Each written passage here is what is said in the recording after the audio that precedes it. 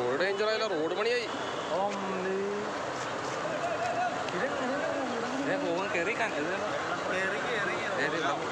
ഇവിടെയൊക്കെ പൊങ്ങി, ഇവിടെ എല്ലാം പൊങ്ങി പൊങ്ങുവാനുണ്ട് ഇപ്പൊ. അതെ